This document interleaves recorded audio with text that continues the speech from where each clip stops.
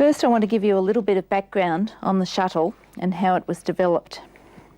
Space shuttles, as you know, were the next big thing that came after moon landings and moon travel. They were a huge investment, $31 billion US. They were developed between 1972 and 1986.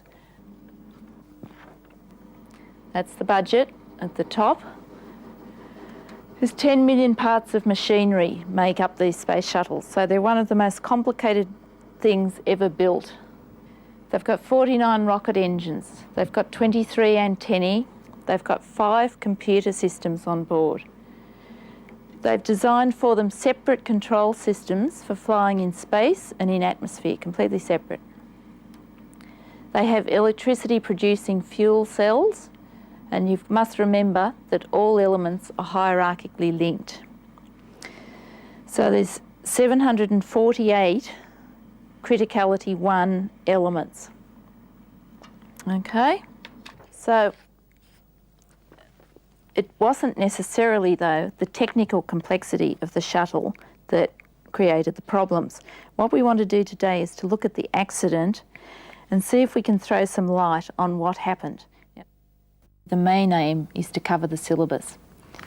But of course I have to be able to synthesise the content of the syllabus and get it into my head, from my head into their heads. But I also need to be able to get the students interested in the material so that they'll pay attention and take it in and be more likely to remember it. Of course I try to be as enthusiastic as I can. If you can do that, they're more likely to be able to stay awake and interested and take it in.